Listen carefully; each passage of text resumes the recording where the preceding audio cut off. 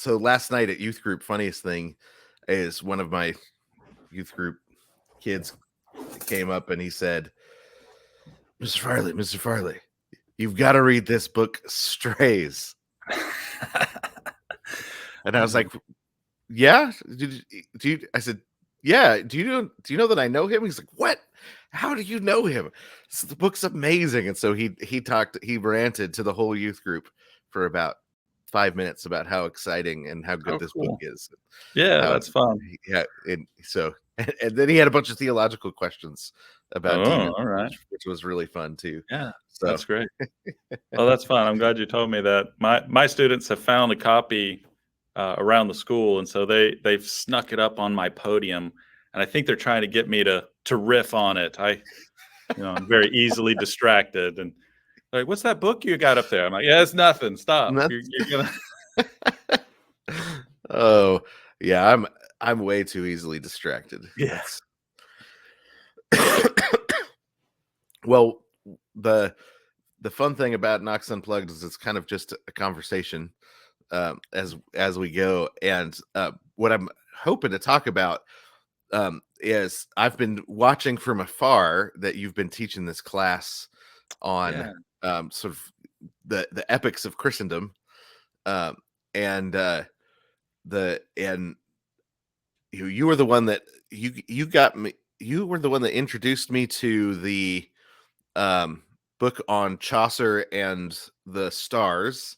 Yeah, Dolores Cullen. Dolores Cullen, yeah. That what was it called? The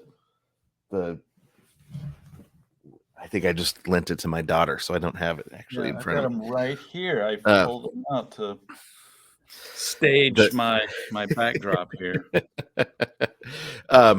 And which was eye-opening to me as somebody who already liked Chaucer and read Chaucer, but had sort of thought of Chaucer as a collection of short stories, and didn't think of it as a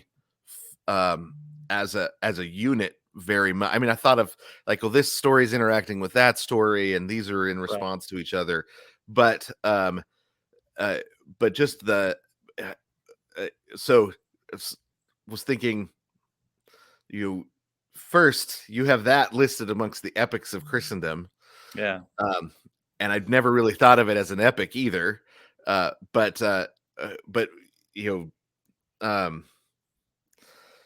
so when you would talk to a Christian who would, and you would say, hey, you should read Chaucer, kind of what's your basic pitch? So the talks, it's just 5 talks, so it's not a whole semester, it's not a whole class. I'd love to do that too, but this is more of a pitch to our people here. We have we call it the School of Cultural Restoration. So we have a couple of classes, a theological track and a cultural track, and we have a meal and hang out, and then someone will give a talk. So I've been selected to do that, and so so I'm pitching all of these, and part of it is I've paired each of the epics that I've selected with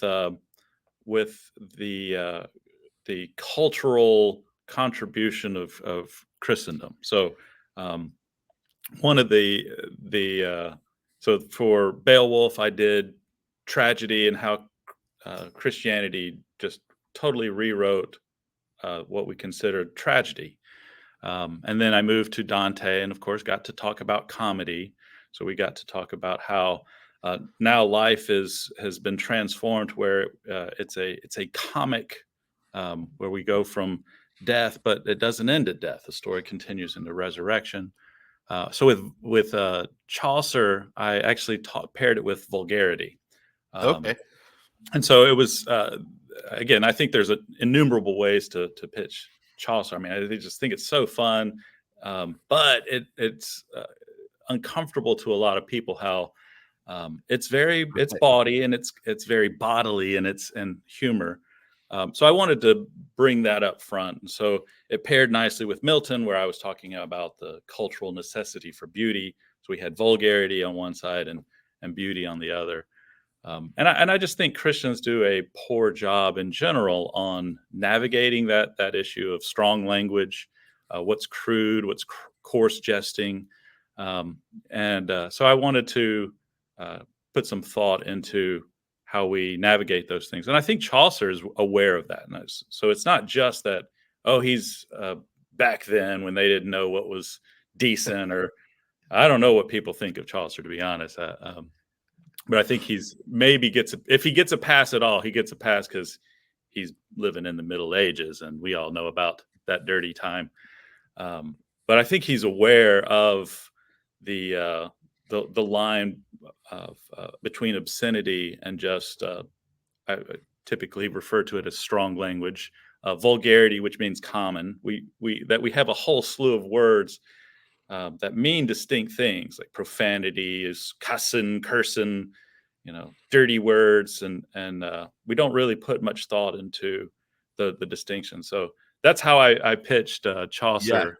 So we were able to introduce generally the idea. I did get to talk about the zodiac portion, which again, if you've read Strays, that's one of my things. Getting Yeah. to teach my astronomy class now, so that's always fun. Are you teaching classical astronomy? Yeah, Oh, it I comes used to around teach. every 4 years or so, and so that's just Um, kept me into being that's able one of to. my favorite classes I ever taught, Yeah. and I Mm, I think teaching that changed me more right. than just about any class I'd ever taught. Yeah. Because you come Well, I mean, away. that's why I think it's important, because we're totally cut off from that world. We don't see the stars. We don't live in that world. So in Genesis, when God creates the world and He sets the sun, moon, and stars to be for signs, for seasons, days, and years, we just think, oh well, that's the sun and that's the moon, and the stars. That they don't really do that because we calculate by the sun. But in the ancient world, they calculated the year by the stars. So they didn't know when the planet had made an orbit because, again, they were geocentric. So they followed the stars that would have been uh, uh, going around the night sky. So they were far more attentive. And this is why modern critics who are trying to read Chaucer or any of the medievals, if they don't know the Bible, they're at a severe disadvantage for understanding them. But they don't understand the world they existed in. So that's one of the. I'm trying to re-enchant our students here by getting them to be attentive of the night sky, and being able to follow that narrative as well. What do you guys use a textbook, or is it something that you put together? Or Yeah, I haven't found anything I love, so I do cobble it together. So it's a little bit of a mess each year as I use one source or another. I'd love someone to put something together. yeah, It's just so hard to find something that does everything I want it to do without all the junk or boring stuff. yeah. Well, I I'm think it's not an astronomer, a trained astronomer, so this is a high school level astronomy class.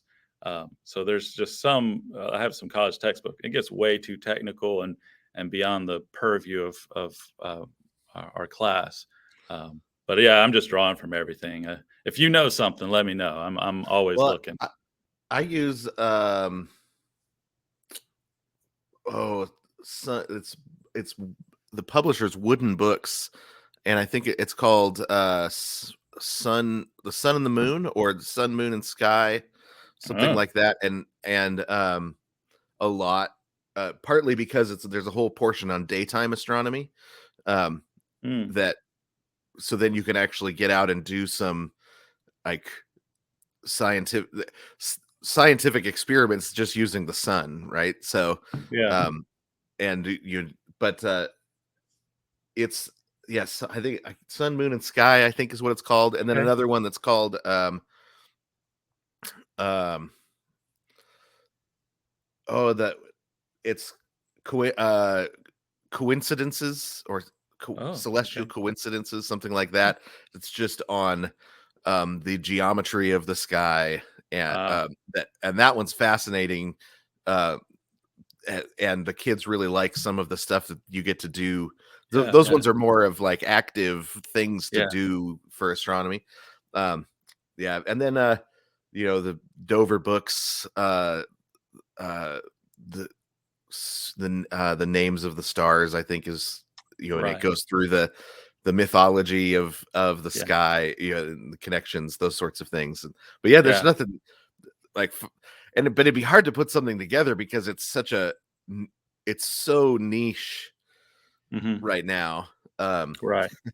it I shouldn't just be. want something that, typically, and if it's a Christian textbook, it just starts off with the heavens declare the glory of God, and then they just move on. And then here's essentially a secular astronomy textbook, Yeah, and occasionally they'll garnish it with a little scripture. And yeah, I just want something where it's the wonder is the at the forefront of the text, yeah. and plugging that into the world. That's really what I want to see. But we'll There get was there another someday. one called classical astronomy that I know I used portions of. Yeah, Um, I think that's the yeah. I'm terrible on remembering titles like yeah, that. I think that's one me of the too. ones I draw from. It's got a lot of exercises and activities, and that's my weak point. I don't. I'm a boring teacher. I don't like to do stuff. Yeah. I did in the early days of our school. I was the science teacher, general science, which I love. I'm passionate about, but I'm not. I don't have that mind that can do experiments. So 60% of the time, I'm way more than it should have. I messed the experiment up, and I would just have to say, "Well, okay, so if I had done this right, you can read in the book what would have happened." Uh, thankfully, we've been able to find a much higher qualified science teacher. But yeah, I love the stuff. I love the material. Darwin is a and evolution. That's one of those things I love to talk about. But the experiments are pretty brutal for me. So, Well, and if you think of somebody like Chaucer who would be traveling all of the time, he's out on, back and forth between the continent and England. So he's like, out on ships and traveling at night and um, without any, you know, artificial lights, you would get to know the sky. oh yeah, I yeah, mean, unless you just were a person with no curiosity at all, you would right, get to know the sky, right? Because it's up there and you're seeing it all the time. And he seemed to be, and then he also was just really a well-educated person, and astronomy was a central part of education right, at the time. So, but it is uh a lot of people now, either they don't really get out of the city right. ever at night. And Well, I mean, it explains kind of one of the great mysteries of classical schooling is, you have the quadrivium, which geometry that makes sense. We're a STEM heavy society. Um, Mathematics, obviously. Uh, Music is, I think, one where the church has done a good job, and we've a lot of work has been done to restore that to its heights, and that's very often mathematical. So that one makes sense to a lot of Christians as well. But then the fourth one is astronomy, and why is that exalted? Well, um, turns out the medievals knew what they were doing. That's a major part of the world. I mean, you've got math, which is timeless and spaceless. There's no dimension to it. You don't need to wait for 2 plus 2 to equal 4. Just 2 plus 2 is 4. And then geometry, you're measuring space, right? The the physical world. Music is about time, right? So you could put all the notes together, but you don't have a song, right? If it's just you have to space them out, and it's about measuring that time. And then astronomy is space time. Put it together, and it actually even fits with a lot of the modern theories of what's going on in our astronomy. So I think there's a lot to recover in that area, and so I'm excited for more qualified people to pull that yeah, together. That'd be great. is that why you started writing science fiction, just as you were Oh yeah, studying this yeah. I mean, stuff? so for many things in my life, I blame Dante. Uh, Dante has shaped my life and my creative life. I mean, I guess the trilogy thing was Star Wars. So I was in on Star Wars very, very early. So that maybe laid the groundwork for trilogies. But then you have Dante with his threefold story, and there's something about that, and the going down, and then the ascent. So I describe Paradiso as the first Christian sci-fi novel. I mean, he just shoots Yeah. into outer space, and what we call space, at least. I like Lewis's making sure we return to the term heavens. So Yeah. he shoots through the heavens and encounters all the wild stuff. So yeah, I definitely have drawn from those sources to feed my fascination with science fiction.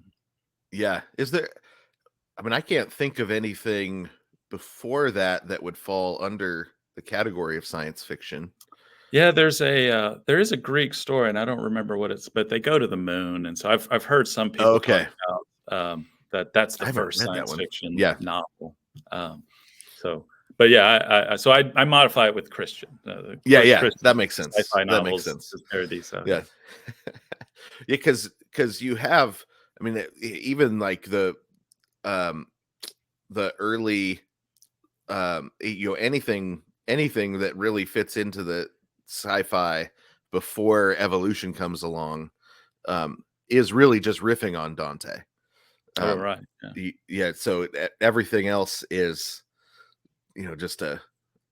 well, this is what Dante taught us about the world, and Right. it's almost like Dante fan fiction.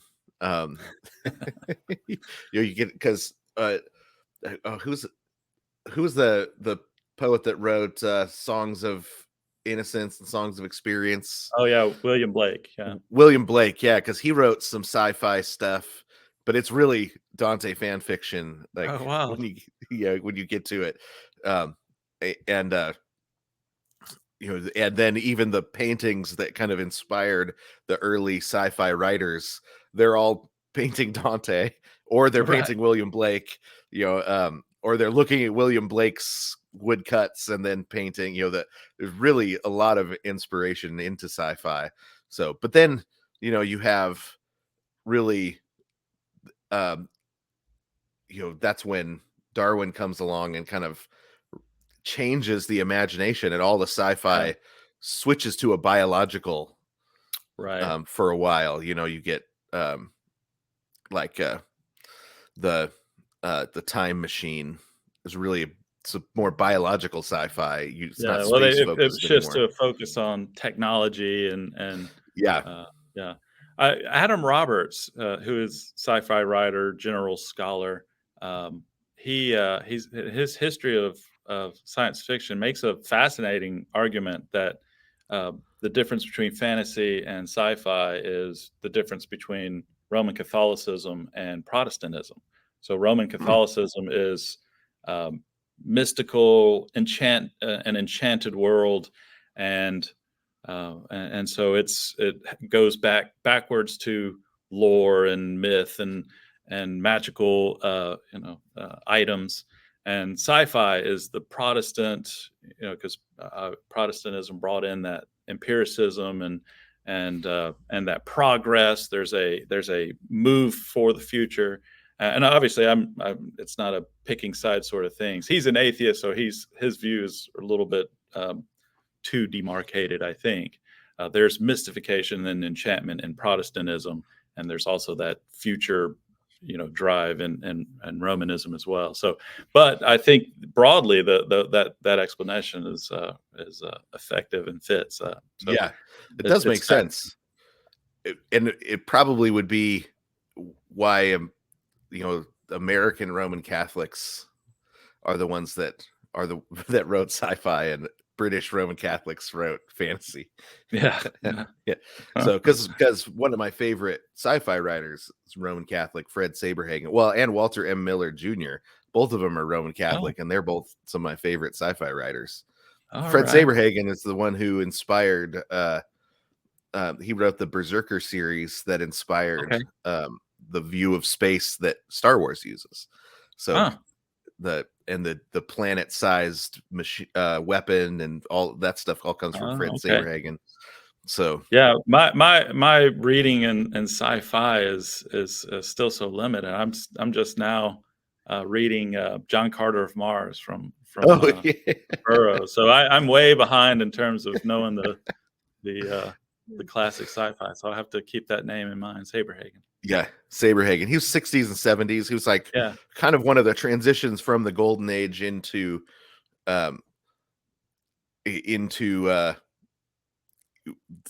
I don't know, the cynical sci-fi of the right. 80s and 90s, the Mm, Philip K. Dick yeah, stuff that's right. because you have that really optimistic golden age in the 50s and the 60s, Yeah, Tomorrowland style sci-fi, and then yeah. um That's the era I enjoy. yeah, R.A. oh, I love that Lafferty stuff. and Cordwainer Smith. Those are Oh, those are two Cordwainer of my Smith. favorites. If I could write like any writer, it would be Yeah. Cordwainer Smith. Yes. He's So the great. best setter of tone of Mm, any writer I know. Like The Dead Lady of Clowntown, I think is mm. just one of the greatest short stories ever written. It's just so good. but but Saberhagen, what he does is because um he's got just enough like understanding of he loves the idea of progress, and he's writing about the invention of artificial intelligence, but Mhm. then the fact that it has to be programmed by humans, that's where the problems come in.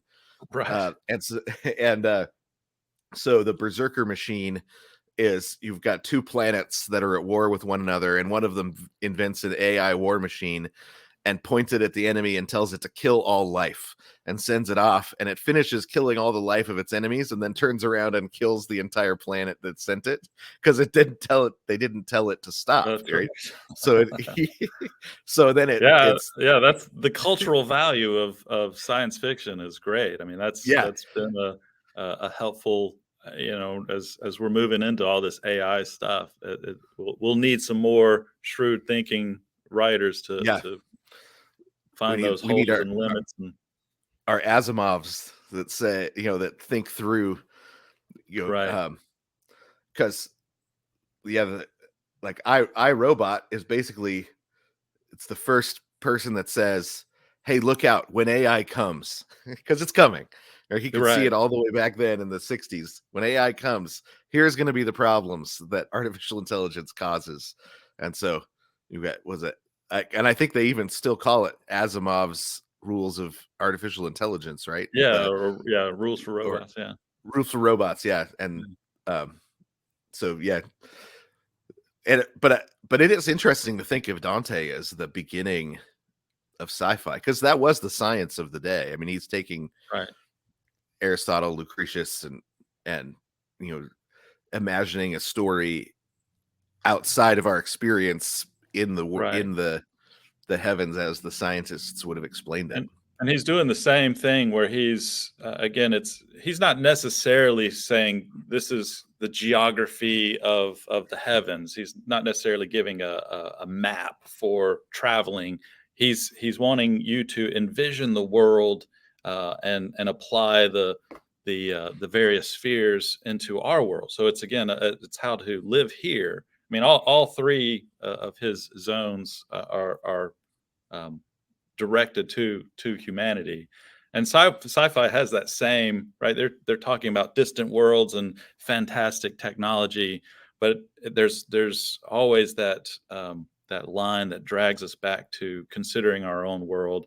And I think I mean, that's the value, is both it helps us see our world better, right? So that's was Dante's concern. He doesn't care about giving us directions to Jupiter. He's talking about how to direct men to ascend to God, and a good sci-fi is going to do the same sort of thing, where it's Yeah, helping us see our world even more clearly and in a new way, in a surprising way, um, anchoring us in various virtues and dissuading us from various paths. So, yeah, that's how I've always read Dante, and um, yeah, continue to yeah. explore that. One of the, I went to public high school, so there's that. But one of the things that we had to do was read certain portions of Dante's Inferno. And I remember my teacher saying, there were 3 parts, but the 2 other parts aren't useful. But it was just, in a secular context, there's no use for the Purgatorio or the Paradiso. And what made the Inferno fascinating to people was, the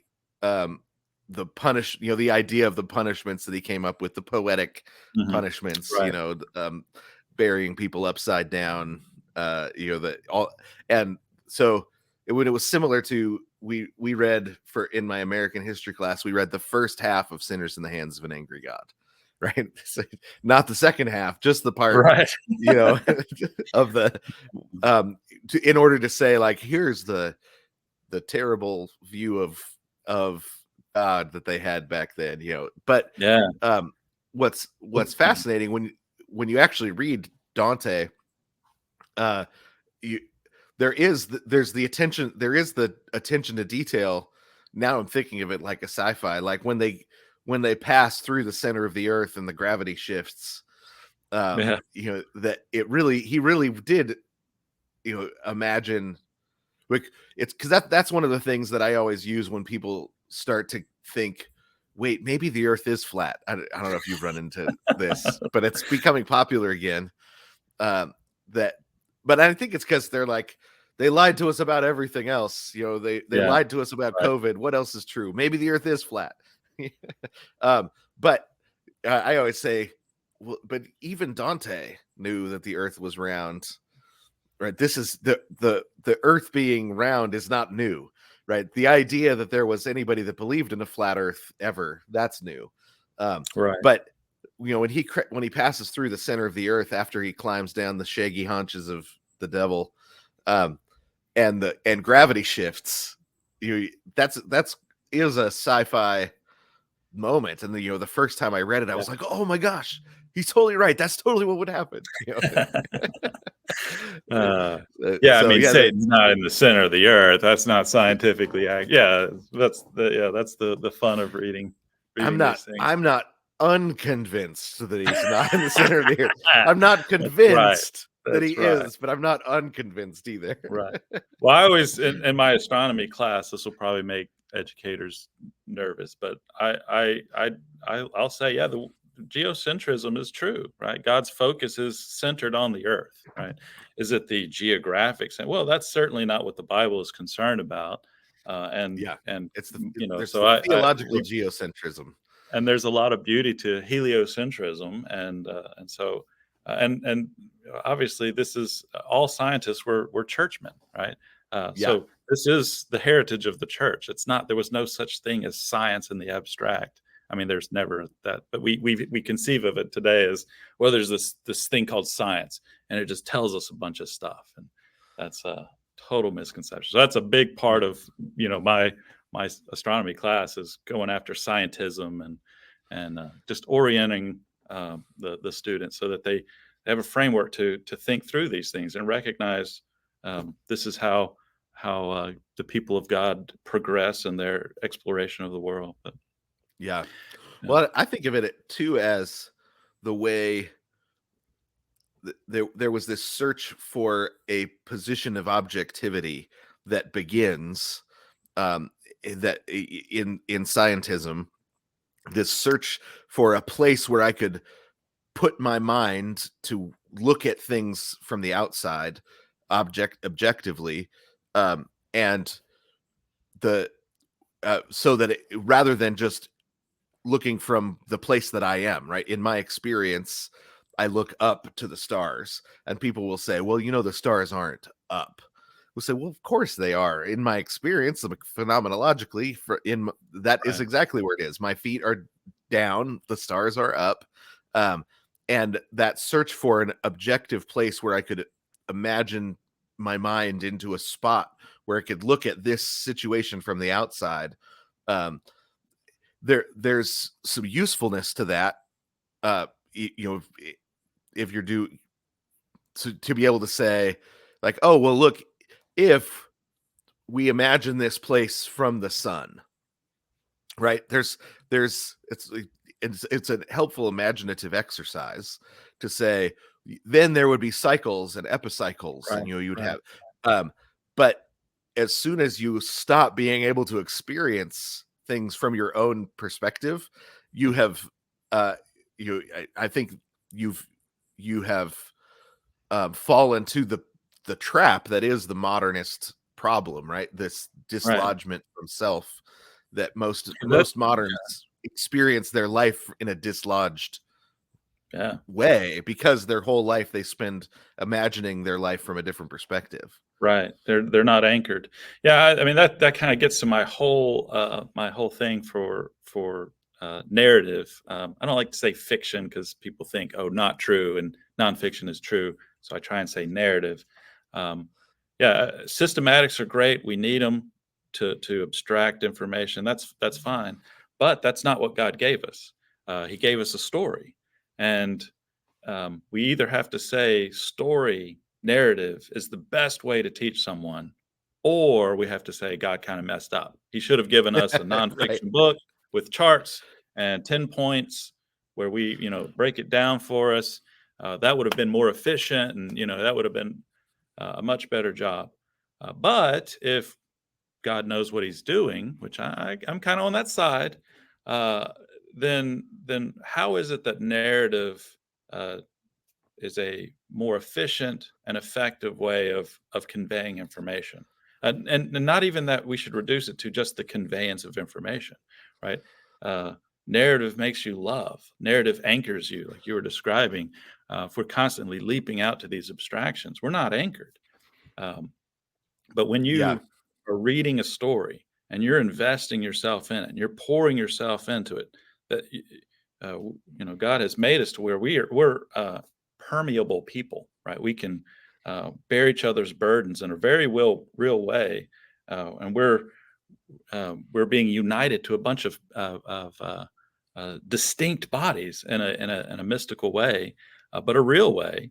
And that partly we're sharing that life. Well, that's what happens when we read a story. We're pouring ourselves into it, and so we're invested in Scripture in a way where if it's just abstracted, here are the things you need to do. You need to not lie, and you need to do this, and you need to do this. I mean, even the Ten Commandments, which some people might hold that up, they're embedded in such a way where we can't just pick up the Sabbath law and drop it into America. It doesn't work the same way. There are things that are tied particularly to Israel. We can't just pick up the law of Israel and drop it in America. We have to read attentively, and same with Dante or Chaucer. They're very they're aware of not only what they want to say, but how to get you there. So that's the fun of reading the Inferno. Is Dante starts off and he has no idea what vice is, so he gets into the early parts and um, he's just very moved by all these sinners who are actively pursuing their sin. That's the picture in the Inferno, is that the lies that they have, the veils that they've put themselves between their sin and the justice, has been stripped away. So they're pursuing their sins and receiving immediately the fruit of their sins. And Dante is just, oh, this is so terrible. And various sinners say, oh yeah, if the one who put us here were our friend and pitied us like you, it'd be so much better. The idea is like, you're a really great guy, Dante. We like you. And by the end of it, he's down there and he's kicking heads, right? I mean, he's learned that these are not pitiable people, right? They're pursuing, they're in high rebellion to God. So he's had to learn vice.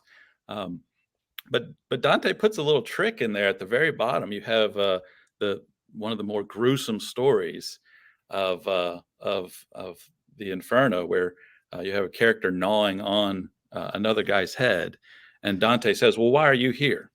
And he tells this very pitiable story. It's a very sad story. He's locked in a tower with his children and left to starve. And it's true. It's very moving, but we have to realize that's not why he's there. Right? He's Right. Yeah. totally deflected. He's totally deflected the question that Dante has asked, and that's Dante, the writer, Dante, testing the reader. Have you learned what vice is? Have you learned that these people are all in current rebellion to the God of love? And that's the other difficulty with that the pilgrim Dante has to deal with, is how has this place been created through primal love, first love? How is love the foundation of this world? Well, he has to learn that lesson the hard way. He's not just explaining things all the way down. He's, messing up. He's pitiable in the wrong way. He's not pious in the right way. And so he steadily learns that as he gets lower, and he does get better. He stops fainting every ring, which is funny. It's part of the joke. He's fainting all over the place at the beginning, but he kind of mans up by the end of it. But the writer Dante still has that little trick right at the end to make sure the reader is supposed to recognize, oh, he didn't answer the question. Why is he there? He's giving us, again, that's terrible. There's sin in the world. Sinners sin against each other. Wicked people sin against each other too. So we don't have to deny that that's a pitiable, sad story, but that's not why he's there. We have to keep that sort of thing in mind. And so then he goes through Purgatorio and has to learn virtue. What is virtue? And it's not a head knowledge for Dante. It's not just, well, you gotta be humble, right? Part of Purgatorio is he has to practice it. So when you have those the prideful, and they come up and they're weighed down with these great weights, they're bent over to the earth. Dante has to stoop down to talk to them. So he's walking alongside of them in the posture of humility. And so he's practicing the virtues throughout his ascent up Mount Purgatorio. And it says when he rises that his thoughts stayed low, right? So he's standing erect now, but his thoughts remain low with those practicing this virtue. So that's the fun of reading Purgatorio, in which a lot of schools just read the Inferno. This school, they had some teachers, and I got onto them. And by the end of it, they were not leaving their children in the Inferno. And I have to confess, I did it too. I only read the first two this go round. We didn't do Paradiso, and it's shameful, and I'm embarrassed, and I've confessed it to everyone. So, but Paradiso is just wild. I'm still trying to get a handle on that one. Well, C.S. Lewis says that Paradiso was the favorite for the medievals, and that he says one of the ways that you know that you are becoming sort of an actual citizen of the Middle Ages is when the Paradiso starts to move you the way that it moved them, right? Yeah. And that's a sign that you have normalized into the Middle Ages, that you've expatriated, I guess. Yeah, because it's great. It's just so hard to teach high schoolers. I'm a baby sometimes. Yeah. I'm still working on that one, but yeah. Well, it's hard to understand what moves it, what moved them, I guess, because it's so. Because our imaginations are so thin compared to the broadness of Dante's imagination. He's got a very well exercised imagination, and our imagination has never really lifted weights. So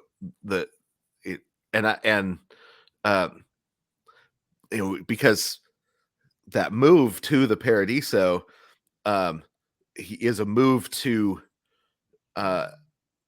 it is a move to beauty, a move to the way.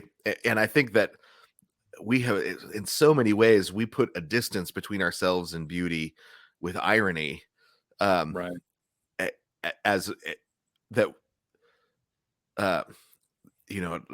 my wife has pointed out to me a lot of times that, somebody like, Jacob in the Bible tears their clothes and cries, but that's not something that you can imagine a modern American man doing. We Right. would think, Yeah. that we just don't have the there's this layer of irony that we protect ourselves with, or protect our imaginations with, so we never have to do the hard work of No. actually, entering in. And I was a teenager in the 90s, so it's especially hard for me. It's Gen X. Like, irony was the height of cool. um and any sort of earnestness was mocked. um I mean, there's a reason that they finally made the importance of being earnest in the 90s, right? It finally gets made into a movie, because that's the point when Oscar Wilde's ironic temperament finally was the Yeah. height of cool. Yeah. That's funny. Yeah, I'm just reading an article this morning on the death of poetry and how one of the contributors to that is we're disconnected to the world, the earth itself. I mean, it's true. Everything is mediated. I don't look at sunsets. I look at my phone, and my phone has sunsets on it. Why go out into the world? Um, so yeah, it's uh, Dante is just so great to demonstrate, at least, so we can see an example of someone who is just relentlessly thoughtful. Um, he's engaging in the philosophy of the day, or the theology. They didn't distinguish between those two things like we do. So he's tracing out all these arguments and going down all these paths. It's just exhausting to us. We want to know what the payoff is. Where is this taking us? And Yeah, for Dante, it's the path. This is what you have to do.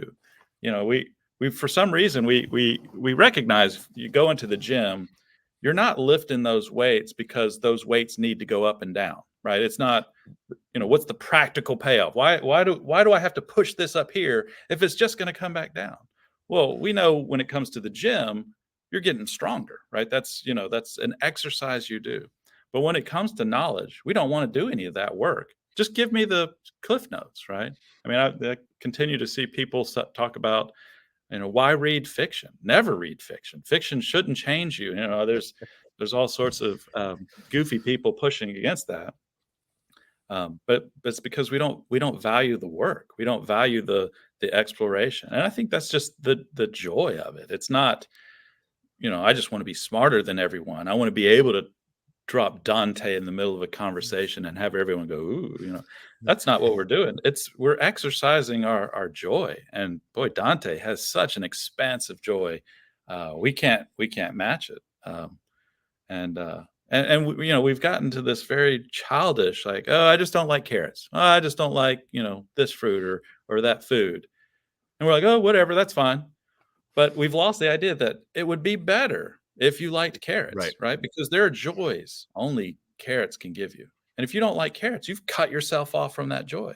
If you don't like Bach, boy, you've cut yourself off from a lot of joys. If you don't like, all of these various things, it's not a matter of you can't be a smart person unless you have read these things. Right. It's a matter of there's joy out here, and what are you giving your life to? TikTok and Little Debbie's is just not, that might kill an evening. It might, pour your time down that hole and be done with it so you can go to sleep and get up the next day and slog through your life again. But life is about a lot more than that. So Yeah, it's that Scottish practicality has come back to yeah, bite us too many times.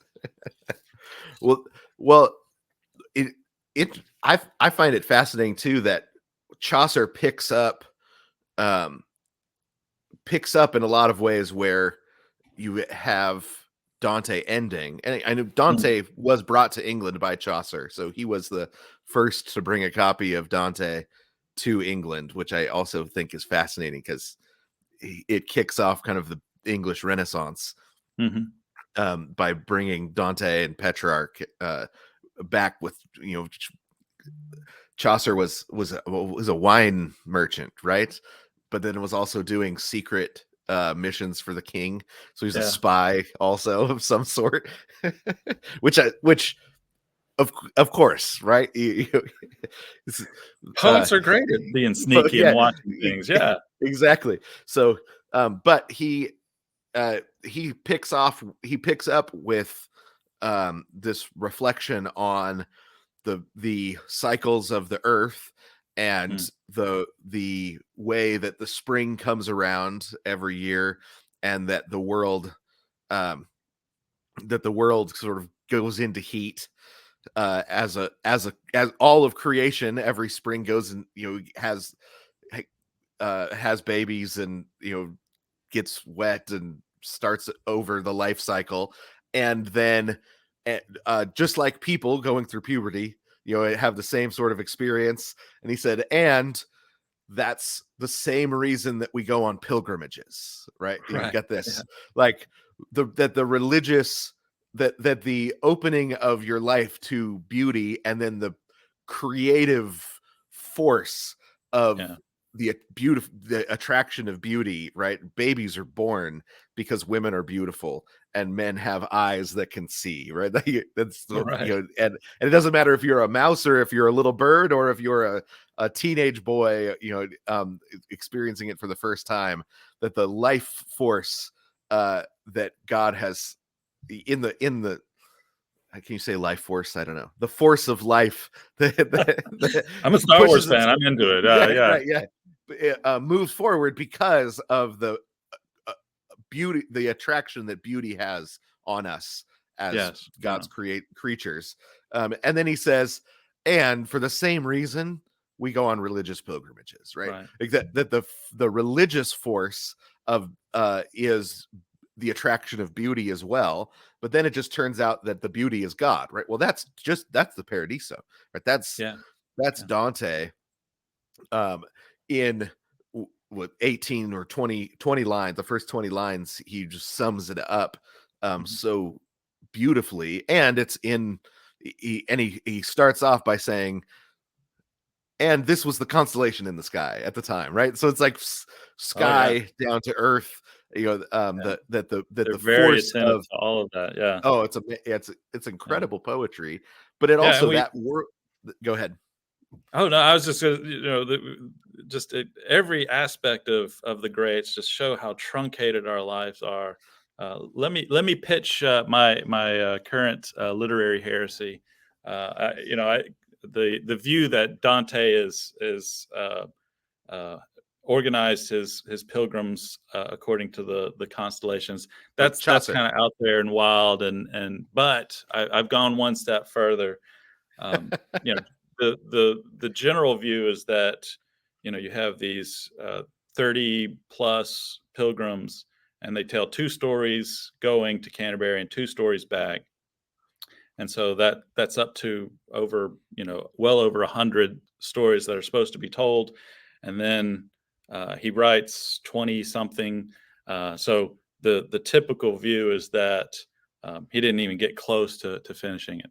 I actually think he got close. Now it's not finished, but I think the way we're supposed to read the Canterbury Tales, and Dante explicitly says this about his epic, and any medieval would recognize this is how you read a text, which is through the quadriga, which is the fourfold um, uh, tool to interpret a text. So you have the kind of ground floor level, the literal, the grammatical, historical, which is you have pilgrims, they're going to Canterbury, so that's what it's about in one sense. But then you have that next step, the allegorical. I refine that to a Christological, because all stories reveal Christ. So obviously, this is primarily used to interpret Scripture. So Scripture reveals Christ. So if we're reading about Moses, we should see shadows and types of Christ in various ways. And then you move to the um, tropological, which is the kind of the moral lesson. I take that to be the ecclesiological. We're to see the church. So we see Christ, and anywhere we see Christ, we see the church, and we're given directions on how to live virtuous lives. And so there's instruction throughout Dante There's instruction to the audience of the Canterbury's on adopting those, and then you have this eschatological. The quadrigo term is what is it? Anagogical, and so this is the hope, where we're going, the direction of these things. So Dante explicitly says that about the comedy. You're supposed to read Right. it in that fourfold. I think we need to read Chaucer in that same way, and again, we just value the literal. We just want Yeah. what's the story, what's the main story, right? Which is just missing everything. And there, we still, we recognize, when it comes to things like love, right? You are a lousy husband if, well, for one, my picture of a lousy husband is usually, if the wife comes home and says, "Oh, let me tell you about your name," and he goes, "Oh, no, baby, I just want to love you. All right, I don't really need to know what happens to you, what you like or dislike. I just want to love you, right? Because that's the core of love." Well, we would say that's terrible. That's stupid. How would you, but then we read the Bible that way, right? I don't really, just get the basics. I don't really care about all this other stuff. I just want to focus on the main thing, right? Just terribly truncated view of the world and scripture and all this.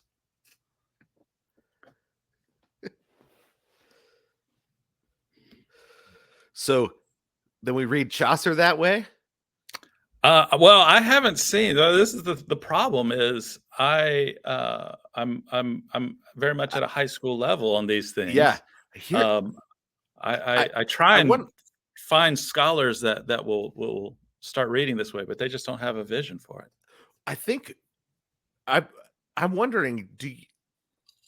I think you read everything that way, right? Mm, Like everything that's just reading. Like mm, you're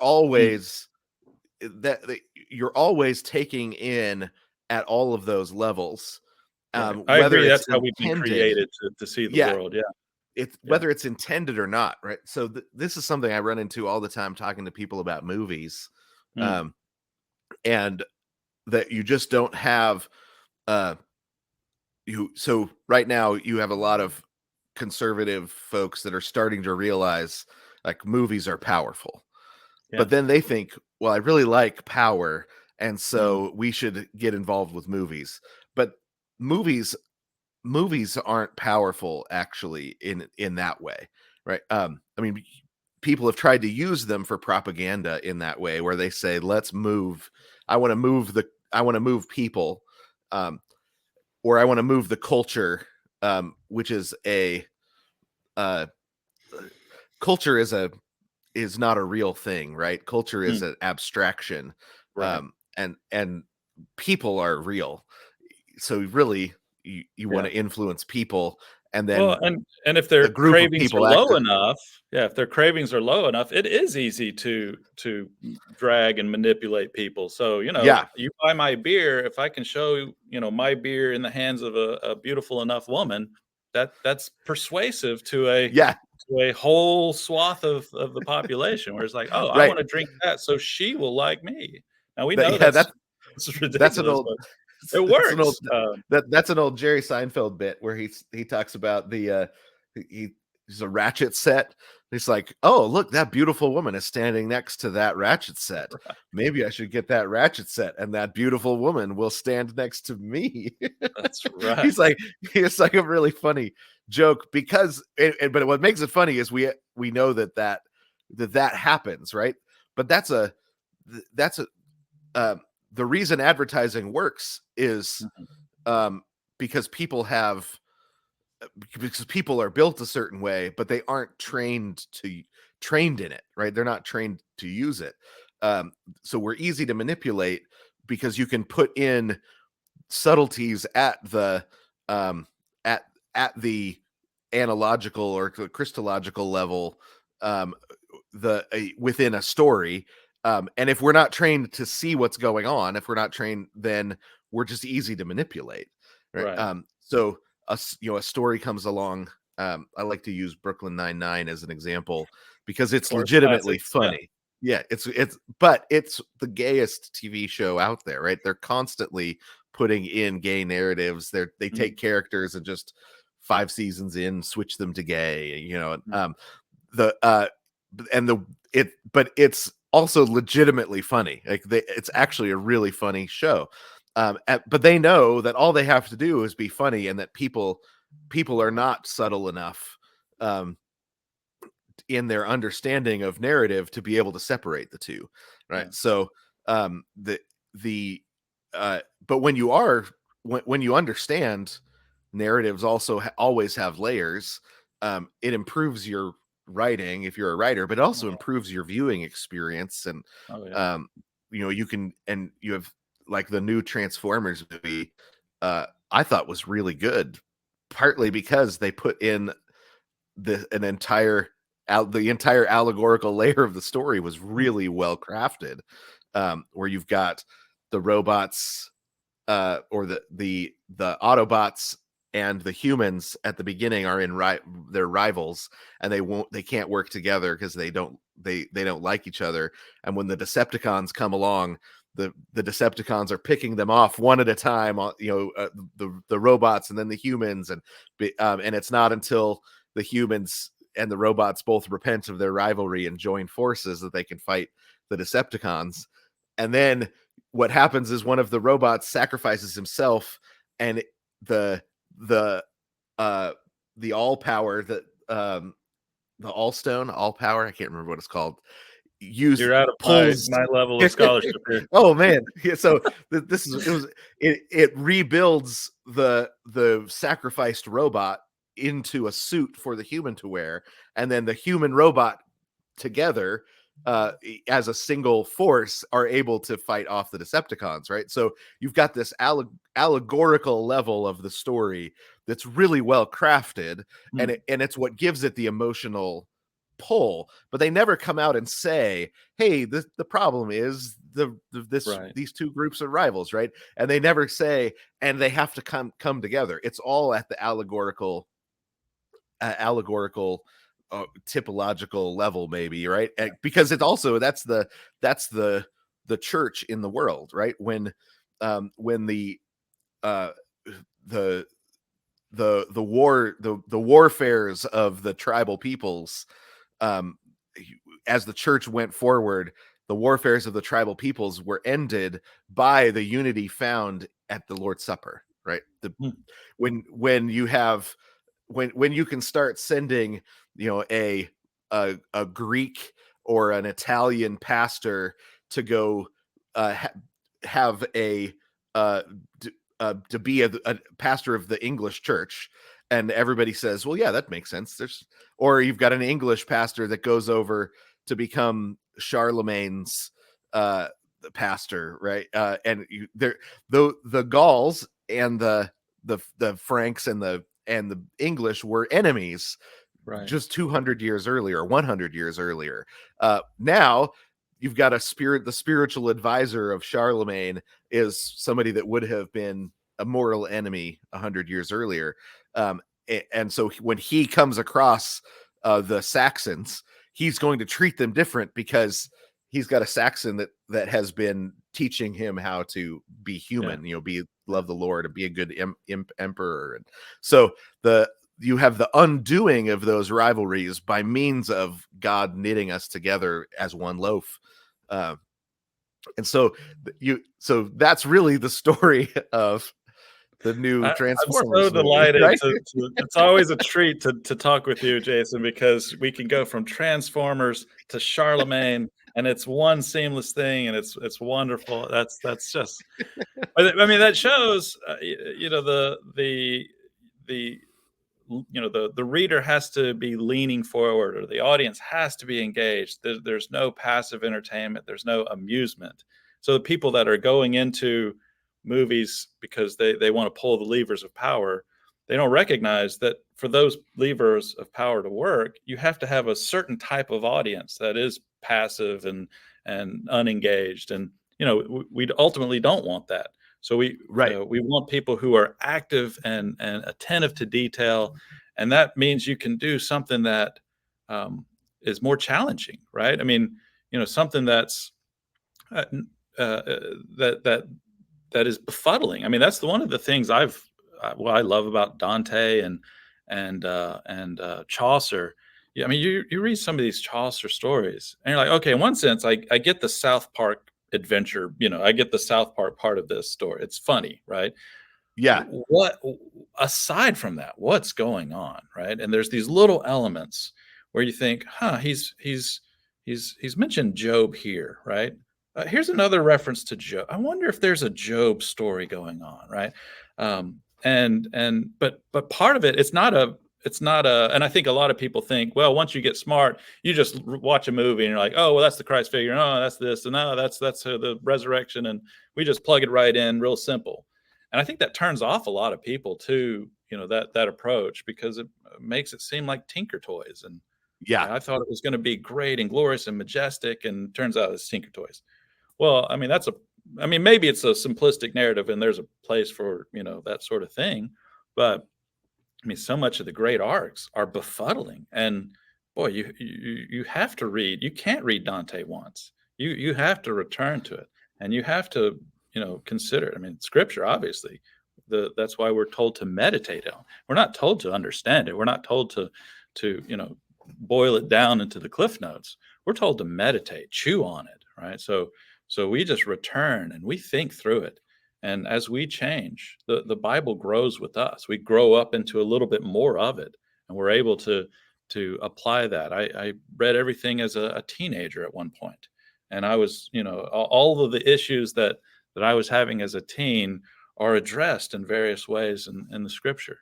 And then I become a young husband, and I read. It's new again, right? I need to learn all these lessons again, right? And not that I lost any of the lessons, or any of the lessons I got as a teen are foolish or dumb. I mean, maybe some of them were, but as those helpful, and they help me grow. But now I've got a new challenge, and so I mean that's why we return to the great works, is because they're difficult and they're challenging and mysterious. And I mean, that's part of the fun is to return to it again, and asking, what else is there? How does this challenge me, right? So we need that, both an encouragement. These are things that I believe, and I like to see that reflected. And I think sometimes Christians are overly emphatic, or they want to make sure their fiction or movies or whatever affirms things they already believe, right? Well, that's important. Right. We need that second witness, and that's good. I'm not against that, obviously. But if we make sure everything is already, we agree with it, or we don't like it, or we don't allow our kids to like it, that's a problem, where maybe there's something you don't know. Maybe there's something you need to just have to say. And I'm delighted. I think that my students think it's, we got you, but I'm delighted when I get to say in class, I have no idea, right? But sometimes it's not even unprompted. I'll just tell them, this is amazing. I don't know what's going on here, but it's amazing. Something's going on, right? I don't know what it is. And that's they love that when I say that. So I try and say it frequently. And I'm being honest, I'm not making up. I don't know. But that's part of the fun, is just, let's ask questions. I mean, I've always said, kind of my credo as a teacher is a good question is way better than a good answer, or an easy answer, right? A good question is way better than an easy answer. Easy answers that just disengages thought, right? Why is the sun up there? Oh, the God holds it up there. Okay, boop, right? There's no fun in that. There's no benefit to it.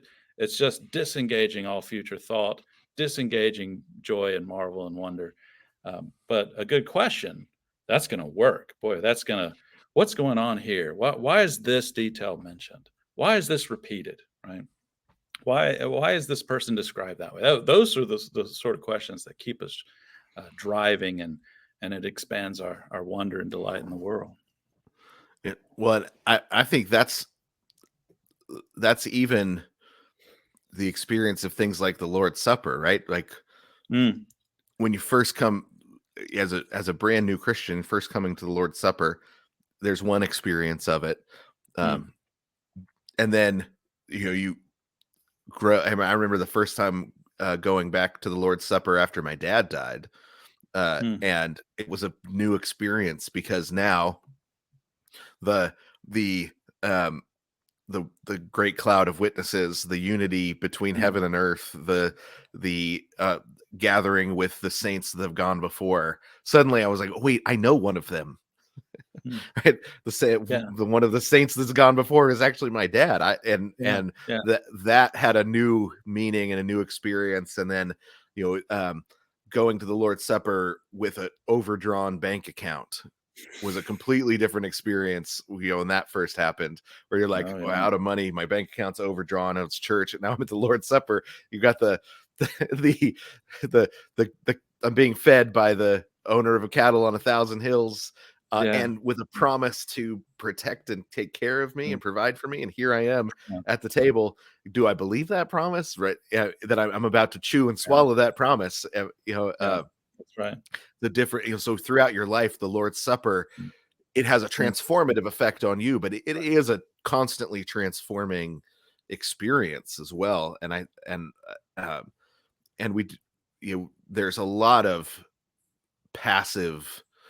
Um, I know I've been guilty of a lot of passive, um, just moments that with just some emotional and imaginative engagement, and being present, I guess, would would have been would have changed and been a lot better. Yeah, one of the practices that's kind of transformed, worship for me is just being attentive of to whom we are singing. So if you're addressing God, I direct myself in one way, uh, but so much of our hymns and the songs that are in the churches are directed to our brothers and sisters. So I'm looking around. I've still got some young ones, and I poke them or grab their shoulders. I got a wife, so I wanna look. I try and I don't want to catch eye. I don't want to be a distraction, but I make sure I'm looking around and just recognizing, hey, everyone, all nations. Um, and then when we address the saints, we look upward.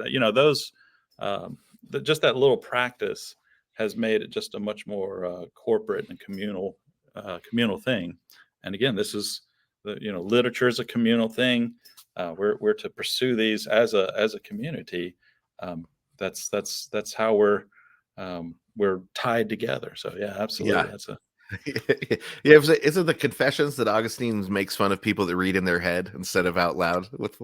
Yeah. He I think mentions it's, how yeah, strange it how is when you strange it is. Yeah, it's like, I met somebody that reads in their head. And I was like, what? right. Yeah, Well, that's we why are we don't so care about individualistic. sound anymore. Yeah. So, we just don't love, and that's the fun about Milton is, he sets that iambic pentameter, and it's majestic and it's glorious. Uh, but he's so conscious. You have to deviate the meter, otherwise it would get, monotone.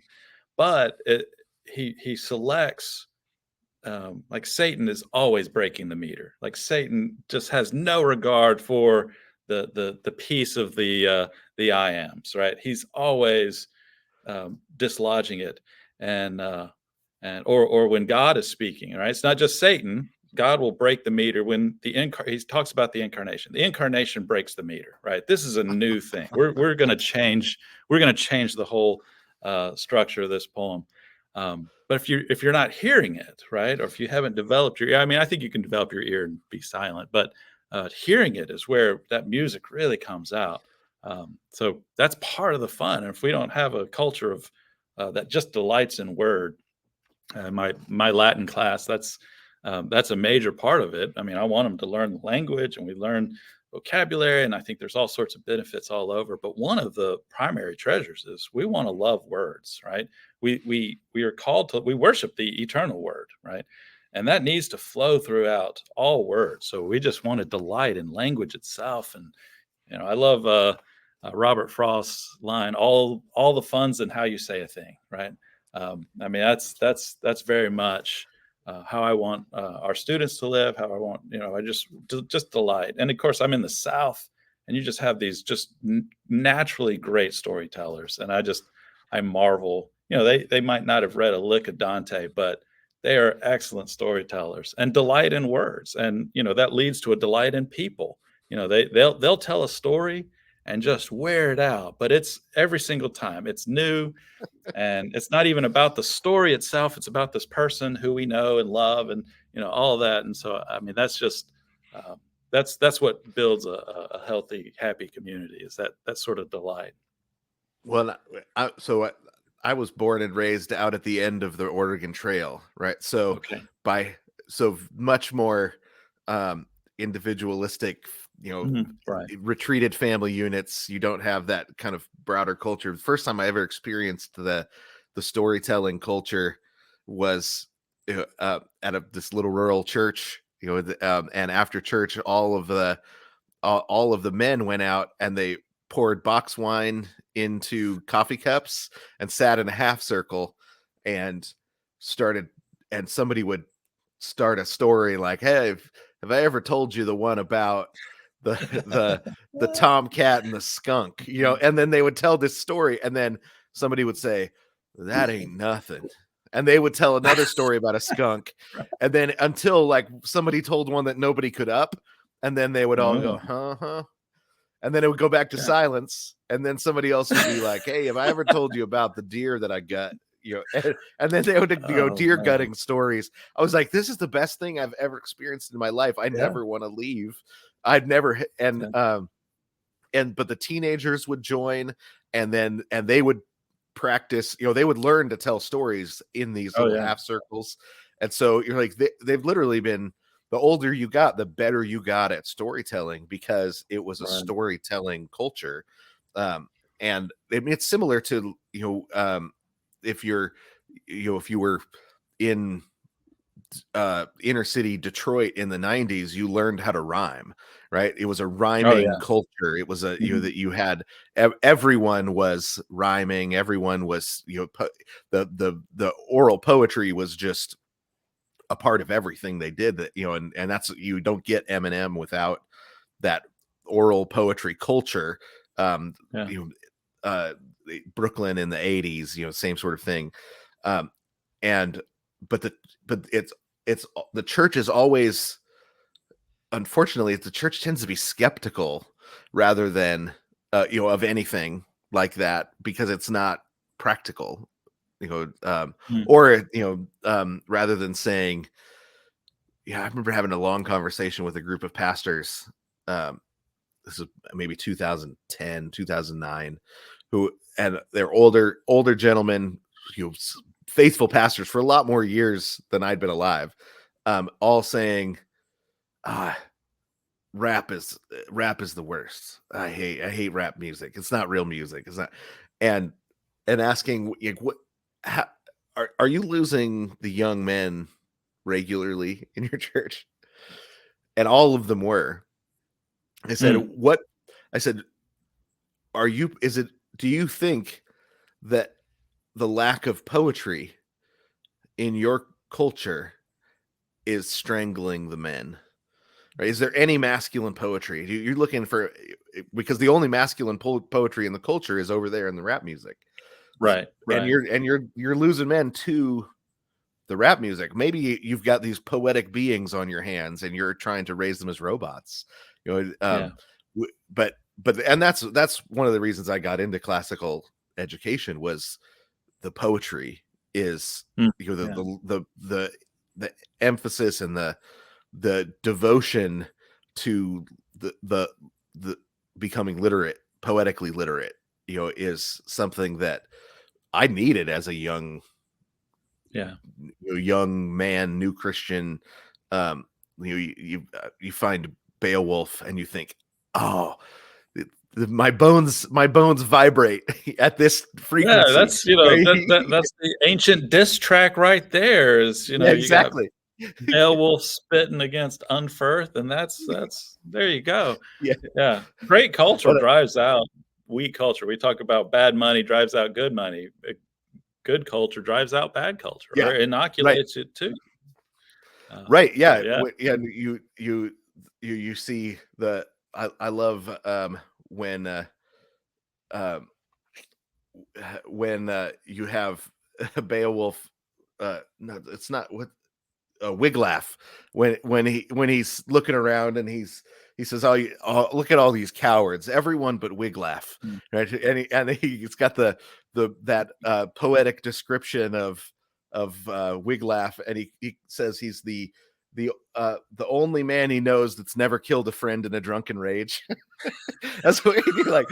Well, this is a different time. It was different times, man. Yeah. So because it I doesn't always say he's liked never. that line because I was like, yeah, I could do that too. I mean, Yeah, I'm as totally. manly as he is. So yeah. Yeah. So he's Yeah, able to, that's even when great. drunk, he holds back his rage against his friends.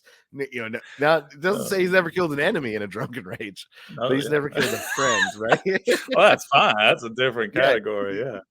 Yeah. So, Uh, but I just think like, it was and it was for me too, it was um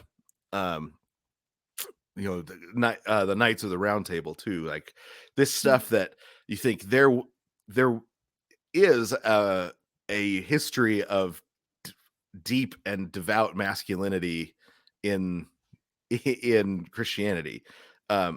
but I didn't know any of it until I think too late. I'm not too late, but it was you want to be introduced to that real Yeah. deep devout masculinity that's poetic and storytelling and stands up and defends the ladies and all of that, so that when you come across faux masculinity, you say, oh, you guys are missing out. Like it's a bummer that you don't have something better than that, if that's the best you've got, versus a feminized culture with that's not poetic, that's purely practical. You run into Dr. Dre and you say, what's this thing? I've never experienced anything like this masculine poetry. So yeah, it's a and it's the same with rated R comedies. If you've already been inoculated by Chaucer to the place for a body comedy, then you're not going to be drawn away Yeah. to something that is body for the sake of body, and is Right. rated R for the sake of being rated R, and not because Chaucer confirms what we all already knew, that fart jokes are the nuclear option when it comes to comedy. Right. Hey, if God didn't like them, he wouldn't have invented them. Right, That's my exactly. point. So, but you have to put them in the right place and use them properly, and Right. Right. develop for many pages before the punchline comes for it to be a properly used fart joke. So Yeah, I'm the sketchier ones that would make parents nervous. Usually reserve to a senior class if I indulge in those. But it's just excellent training. You just don't have most parents just don't want to deal with it, and so they just none of that, right? Well, yeah, if kids are creative and they enjoy words and they want to explore that, and so I think Chaucer gives a great opportunity to train and think through. Okay, so is this praising um, vice? Is this praising wickedness? Okay, so that's obscene. We don't praise it. Is it exposing wickedness? Right. That's something the Bible does. Is it criticizing? Well, that's a different. That's not to say as long as you're criticizing, you can depict and show whatever you want. But it does give us a way of considering things. Is it mocking virtue? All right. Is it mocking the marital bed? Is it mocking virtuous man? Well, that's coarse jesting. We don't want you to think it's funny to mock the praiseworthy things. Are you exalting God? All right. Or is it profaning God? So is it blasphemous? Well, that's profanity if it's blasphemous, right? And if you're exalting low culture, right? There's a place for barnyard talk, right? That's in the barnyard, right? That's a perfectly suitable. There's a place to wear grease-stained coveralls, right? But it's not at a wedding, right? You can wear it in the right, garage, but if you show up in a swimsuit, perfectly modest at the beach, if you show up at the mall, you're immodest. That's not where that's supposed to be, right? So we have to recognize that's vulgarity when you're exalting the common things, right, in places where they're not allowed, right? Um, and just Chaucer is, I think, got some. He's a wise thinker in that, and we're so undisciplined in so many areas. We don't have to reinvent these new rules of what words are we going to suppress the Anglo-Saxon words, right? So we can use the French urinate because that's French. But if we use piss, that's Anglo-Saxon, and we're antiquated racists, so we can't use that word, right? It's a silly, if we're trying to make up our own rules for what's acceptable talk. But yeah, Chaucer's great on just helping us walk through those things and consider it. Yeah, when I start Chaucer, I always open to the table of contents, and I say, okay, mark this one, mark that one, mark that one. Those are the ones we're not going to read because they're too much. And then the next day, some of the boys come in because they read it and they have their Chaucer open. They're ready to go. They're like, I can't believe you put this book in my hands. So it's a very manipulative and easy way to get the boys on board. Say, don't read this one. It's too dirty. And they'll immediately read it. And then you've got them hooked for the rest of Chaucer. Right. I'm not above that method. I've used it myself. Yeah. But I do think, what's great is because Chaucer will have a character come in with a story that is a bad story, and then have another character answer to make and say, no, here's the answer to that, right? So he even is giving you categories for wisdom for things like, when you're going to pick a movie, how do you decide which of these movies? Well, Chaucer that's one of the things he's trying to train that I think in that third level, the tropological, he's trying to train your moral tuner, or your moral sensibility, to be able to look at a story and say, oh, that story was bad, right? And here's how I know, because and you've got him really training your imagination to sort narrative in a way that we don't really do that anymore. You don't have somebody that comes along and says, hey, I'm going to tell 3 stories on the same topic, and this one is all entertainment and no lesson, no education. This one's all education and no entertainment, right? And neither of those are good.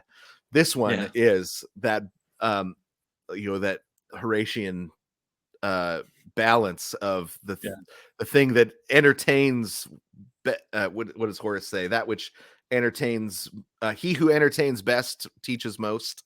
That Horatian principle that they set up. This is how we're going to judge the stories, by what's most entertaining and most educational.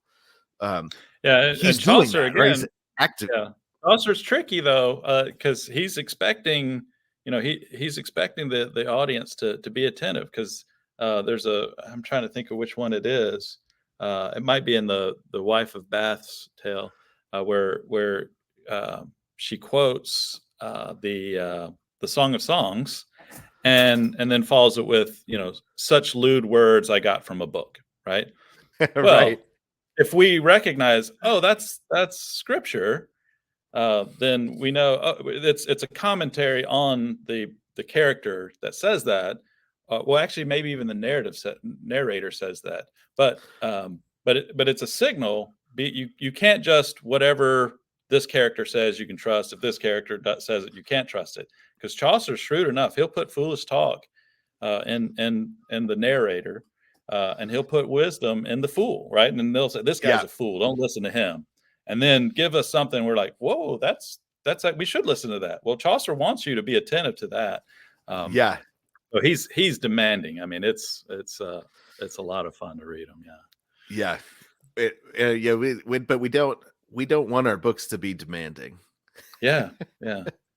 Yeah, and that exercise, it would almost be a fruitful exercise of doing a boring story and doing a a, a story of great substance, but in a poor way. Just to help train people. But we've got Chaucer, so why Yeah, invent something right. new when it's just done? But Well, yeah, I think our education is always focused on I gotta take this information and put it in your head, and really yeah, we need to think of it as no, we're practicing it. We're practicing. We have to learn to revile. I mean, that's part of both Chaucer and Dante. You're to see a picture of wickedness and practice your revulsion. There's the word I want. yeah, You practice that. Now, in some ways, there are things that you've picked up where if you encounter something in the world, it's just so foreign and grotesque. You naturally feel that. But there are plenty of things we just have to practice, right? We have to remind ourselves, no, that's even though it's someone we love that is engaging in it, we still have to recognize that's sinister, that's dangerous, that's gross. I mean, we need to practice that, and same for our passions. We need to practice our love for the good things, and so being attentive in our education to where it's not just let me give you the list of all the good things you should get from this and all the list of the dangerous things. Be careful of this. We're practicing it. So that's the yeah. that's I the think fun of yes, it. that's one of the things C.S. Lewis says. I'm trying to remember. I think it's in um, essays and criticism, or what was the I can't remember the name of the book is on criticism, but he talks about fiction gives us a chance to practice morals without the danger, right? Practice Yeah, our morals, practice implementing our our virtues and vices without the or and avoiding vices without the danger, right? So you're training your imagination towards virtue and away from vice yeah, with good storytelling, so that you have imaginatively been in situations before you have to be in them, right? So you're ready, right? So that oh every yeah, single thing isn't I have to pause and work through the morality of it. Your imagination has been in this situation, and so when you're in that situation, you say, "Oh, I know the right thing to do. I know the wrong thing to do because I've been there imaginatively. I've yeah, practiced yeah, my virtue." Um, and and I mean, I can't think of anything in the modern world that actually does that. yeah. I mean, on purpose, right? Right. So without, I guess movies. There's in theater, you've got the um, s- something along those lines, because we're kind of always doing that, Right. whether we mean to or not, whether we're doing it on purpose Yeah. or not. So Yeah. We want to be intentional about these things, and yeah, I think Lewis's experiment and criticism is just one of experiment and those. criticism, yeah, Yeah, one of those great books that we need um, to be more attentive to because we're so bad at reading things and being critics, and that's become more of a focal point of a lot of Christians is criticism and worldview analysis, and we're putting these lenses and interpretive grids, and we're not actually attending to the material, and I think we're um, um, kind of um, raising a bunch of people who don't actually enjoy anything. They get yeah, some joy out of looking smart and feeling like they've broken it all the way down, but they've been inoculated against all art, which is a shame. But yeah, yeah. that's Lewis again, just nailing it. Uh, I, I read a really interesting essay recently on uh it was by a sociologist, but um it was on the what sorts of uh how culture is controlled. But hmm, one of the things he talks about is through the um if you are the people that are producing the art, he says, even those that are even the critics have to live in response, right? So a critic mhm. can't control or move culture because he's living in response to something else, and living in response is means you're not the one in the driver's seat of the culture. And it was really fascinating. He's just a sociologist he was marking out he was talking about uh South American revolutions. Hmm. But in the thing, I thought at the moment, I thought, oh man, this is the conservative Christian world. Like we don't we live in response. Right. You know, we don't have we they have the red carpet and we make fun of it, right? They make the movies, we live in response. So even a lot of, I think, good worldview Christianity thinking is still in response to, Yeah. Right. their stories, their music. Here's what's wrong with it, rather than saying, we actually have to create, be readers, Yeah. be deeply engaged in our own inheritance that we already Yeah. have, right? Because we're often not even engaged in our own inheritance. We've got all this gold and diamonds and booty in the attic, and we've never brought it out. Yeah. We've Yeah. never brought it out to the front yard into the sun, and dusted it off, and spent any time with our inheritance. I've been dabbling in the Christian philosopher Rosenstock Hussey, Oh and yeah. his slogan motto, I speak in order to be changed. And I think we think it's cool for the people who don't change, who are just this um, immobile response, uh, divine, unchangeable in his being, wisdom, holy. I mean, I think we pitch ourselves in that way sometimes, but the whole point of speaking to someone is so that you should be changed, right? And I'm receptive and open, and again, that doesn't mean passive and whatever you say, and so that's why Lewis's discussion is so great. It's not whatever you read, you just accept, right? And maybe analyze it afterwards.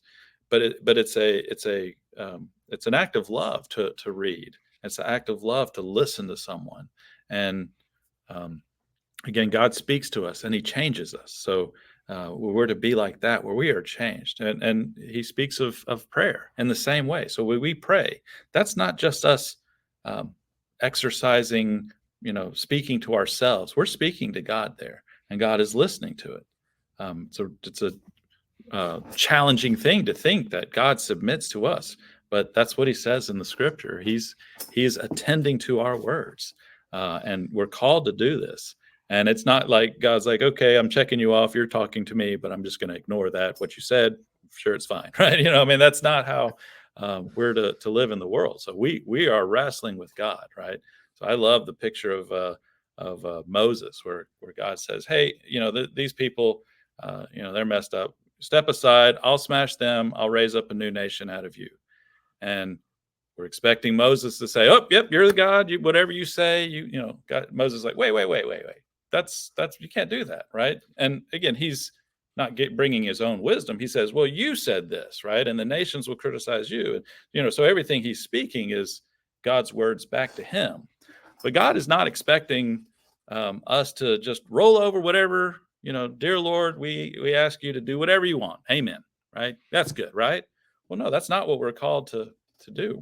We're called to be His counselor, and so we give counsel. Lord, we want you to strike this person. He's an enemy. We advise you to strike him down. Right? This is our friend. He's ill. We need you to raise him up. Right? We're giving good counsel, and so often we pitch prayer as if it's kind of a wish list. So imagine a guy hiring a counselor, right? And he comes up, he's like, okay, so here's what I think you should do. I would like a red Corvette, and I really would like, he's like, well, what are you talking about? You're in this position of advisor. So advise. So that's how we need to approach prayer. And again, it's not a business. So we can be expansive and say, give grandmother health and restore this person, and bless this endeavor. So obviously that's our lives are wrapped up in the kingdom. So when we're giving him advice on the kingdom, it's intimately connected to our lives. But And think about it in terms of character development the change from Moses when we meet him to Moses at the bottom of Mount Sinai. Mm. Moses, when we meet him, he says, "I've got a stutter. I can't possibly talk back to Pharaoh. I can't." And then you've got Moses turning to the Lord and saying, "Whoa, hold on." Right? The change, the wisdom that God has used, that God has now embedded into Moses, it makes it possible for him to 40 years later, was it 40? Well, how much longer till Deuteronomy, right? He's just beginning to become the person that can write Deuteronomy, right? That Right. there's this Yeah. you're beginning to see this transformative, uh the transformative, um authorial intent in Moses's life that God has purposed, to take Yeah. him from the man that we meet to the man that can write Deuteronomy. And you've got this moment where he steps in and he says, "You're more gracious. I've spent enough time with you to know you're more gracious than that. You don't make a promise like these will be my people and then don't fulfill it. I know you Right. more than that." Right. So such a transformation. Um Yeah, that's one of the sneaky storylines of Leviticus. So Leviticus has this pattern of Yahweh says to Moses, and Yahweh says to Moses and Aaron, and then Yahweh says it, and then Moses goes to Israel and says, Yahweh says to Moses, say this, speak this to Israel, and then Moses says it to Israel. Well, then you get to Deuteronomy, and and Moses said, right? So it's God leads the way, and God shapes His people, and then we're empowered to continue to push that forward into the world. So it's that's a fun little narrative thread that's developed, and again, being attentive to that sort of detail, we can see, oh wow, Moses is ascended into this role, right? So yeah, that's a great point. yeah, man. Well, yeah, I had a really interesting conversation right at the end of my college career with one of my philosophy professors Mm.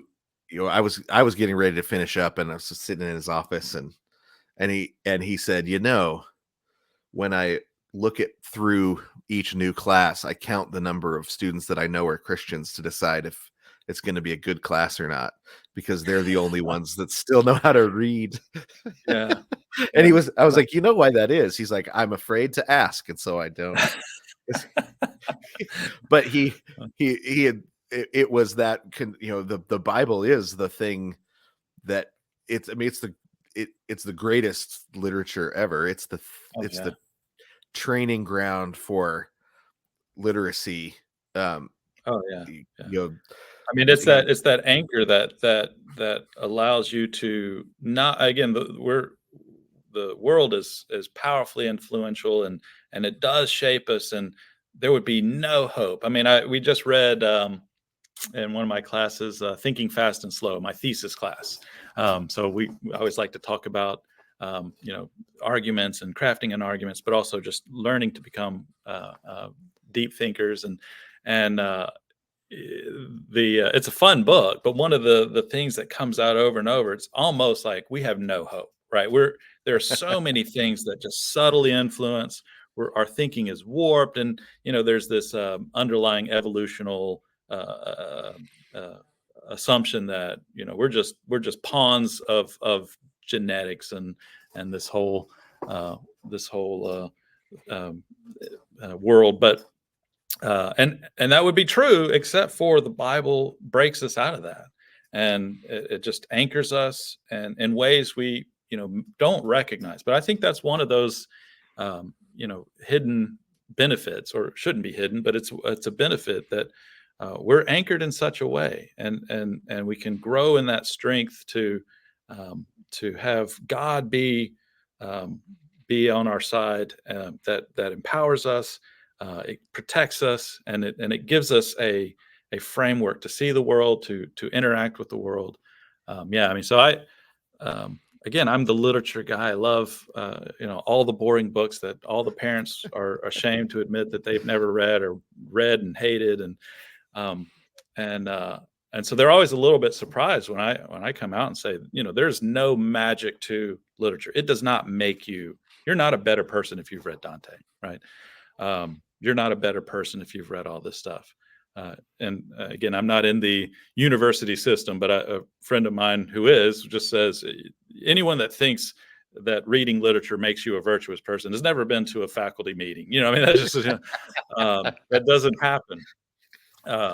But this is reading great literature is helpful practice to read scripture, and reading scripture helps us read other literature and see the world and interact with it. So I think it's both. We want to be good writers, good readers of the word, and reading the word is obviously very helpful, right? But there's a place to exercise. We want to exercise in other ways and practice this in a way. I mean, I don't want to hand people kids the Bible and say, go for it, right? Just what do you guys think? Yeah, whoa, perfect. What, and they're just saying all sorts of nonsense and possibly heresy. That's not there. We need to train them to do that, right? So we demonstrate it, we read with them and walk them through, but we also hand them, things where if they misinterpreted Dickinson poem, no big deal, right? I mean, Right. that was a helpful exercise for you, and we can shape them and return to that and work through it. But yeah, to me, it's all about the scripture. How do we Yeah. become good readers of it, and then how do we apply that into the world, right? And if we're not reading, it's hard. You can't practice that when your niece comes to you with a moral problem, or your friend comes with you with marriage problems, right? You've got to, or I mean, you obviously would do your best to counsel, but where do you Yeah. practice that sort of thing? Well, Right. you But you that's read, when you're in the game. right? Yeah, Yeah. and you have to do it. I'm not saying, oh, I don't know, read the Bible more, right? But you practice that by reading, Great Expectations and Brothers Karamazov, and that helps you practice those sort of things, and Yeah. it's fun, right? I mean, It again, I really want is. to Yeah. parent too. This is what we do. We enjoy world, and we demonstrate that to the world. And if we can show the world how to enjoy things, right? That's going to draw them, right? And I mean, that's Yeah. what does draw them. I think ultimately it's like those people have an awful lot of fun. They like strangers more than I like my family, right? How is that possible, right? Um, and so we're not doing it because I'm going to love my brother here so that they all know, right? That, well, no, I'm loving my brother because it's my brother. I love my brother, Right. right? I love my friends and family, and I'm enjoying the world. But it has that benefit of everyone sees that and thinks, what is different about this group of people over here, that they're not falling apart over the headlines. They're not, being pushed around by the various fads, and their marriages are joyous. And I mean, obviously that's going to draw people to us. We're called to be lights, Yeah. and you won't advertise lights. It's just you're bright, right? So that's Well, yeah. It is, the number of times when you talk to folks that are getting ready to get baptized or new Christians, and the number of times they said, well, you know that person's life was different, that or this, I showed up at church and the they were so nice to the kids, or the kids, there was that it's not the tangible, here is the truth, that I had a lie and here it got replaced. That comes along with the life of the community, but usually it's, was one person, I talked to one person who said, hey, why did you keep coming back? So, well, people seem to like me here, and so I came back. Like, what do you mean? It's like, well, everywhere else I go, there's this, there's tension, there's this, but here I show up and people like me and wanted to know me, so I kept coming back and thought, why is that? Why are these Hmm. people this way? Why were people able to enjoy me here? Everywhere else I go, life is conflict. And then they learned the gospel, but it was the light of joy, and Mhm. that actually kept them around long enough to hear the gospel, because faith comes by hearing, right? Faith doesn't come by Right. being like, by being love. You aren't loved into the kingdom. You're converted into the kingdom by the gospel, and but it is a completely different way of approaching. I think it's a different way of approaching reality. Um, you know, when you come expecting uh good things, expecting joy, and you're Yeah. not um Anton What- Ego, who who yeah. who would enjoy the thing he enjoys about food is spitting it out when it's not good. Yeah, it doesn't make sense to the world. It's a mystical thing to think that, a joy shared is bigger, right? We think, "Oh, Yeah, no, you break a cookie, you get half the joy if I share it with you." But that's not how yeah, in the church, that's no, joy shared is joy doubled, right? So I want you to enjoy this because I enjoy it, and that makes it bigger to me. There's a what do they call it? Gatekeeping, that tendency. Oh, we don't want you. You got to be, 100%. I've never understood it, but I mean, they have that mindset of, my joy is lessened if more people adopt it. So I have my favorite band, and I'm not telling you what they are because they're just mine. All right, I got them, and they're gonna starve because I'm not sharing. But it's a weird sort of thing. But that's it that's is. that's the It's foolishness of the world yeah, uh, to and destroy the things they love. we definitely fall into it as conservatives. Mm, Even though the grandfather of conservatism, Edmund Burke, his first book was on the beauty of the sublime, right? So yeah. reflections on beauty and sublimity. Well, do you have any new books out? You've got I, No, you I'm so unproductive, but I am excited to read the Leprechaun War, right? Oh That yeah, yeah, it just came come out at today. us. Yeah. Yeah, I'm so excited. I have your books on Kindle, but I'm definitely gonna make sure I get the paperback version, so I'm excited for that. Oh, And nice. Sun's Blood, I know what you did there. I read Uh, my Ransom trilogy, yep, so yeah, okay. we're I was wondering who's I was gonna gonna see get that. it anyway, but you name check my guy here, my favorite myth from Lewis. Yeah. I'm sold. Yeah. Uh, the yeah, yeah, you'll have to let me know what you think. It's fun. And so you write sci-fi under H.W. Taylor, right? That's the pen name. H.W. Taylor. The last thing I put out was I've Is it just the had Moran? various job things have made things a lot more busier for me, which is great. But yeah, it has taken away some of my side hustle stuff. But yeah, the last thing I put out was I adapted a D.H. Lawrence short story and into a sci-fi novel. So I've collaborated with D.H. Lawrence. So I don't know who Okay, you're yeah. collaborating. Knox. I mean, come on. You really think that's a great collaboration? I'll say that since he's not here to get on to me. I got to meet David last year, 2 years ago? Anyway, nice guy. I was glad to get to know him a little bit. But yeah, I've collaborated with D.H. Yeah. Lawrence. So Nice. so Nice. that's Soul is the name of that one. Okay. And I've got some SOUL? stuff, but SOL, yeah. SOL. Okay. SOL, yeah. So his story was called Sun, and I came across it, and I was reading it, and I've had this story that I've been mulling over, but had some difficulties putting it together, and reading his story, it just sort of came together, and I've loved the idea of Pride and Prejudice and zombies. I haven't read it, Yes. but I just love the idea that some guy just put zombies in the middle of a Jane Austen novel. I'm delighted Oh, it's by that. incredible. It's actually Oh yeah, so it's a joy to I read, thought just so you I know. want to do something like that. So I had to get in on the fun. So that's a little novella with Okay. me and DH. He wrote all the dirty stuff. I kept it PG, but that's my excuse at least. And then you got the Yeah, so Miranda I'm doing trilogy that, and yeah, unique Miranda trilogy. I hope to return to that sometime soon. And I've got the other thing is on Kindle Vella, which is Amazon's what do they call it? It's you can read chapter by chapter you buy your tokens and then you the can serial unlock. Yeah, the serial. I've got publisher. Olo Newt is my.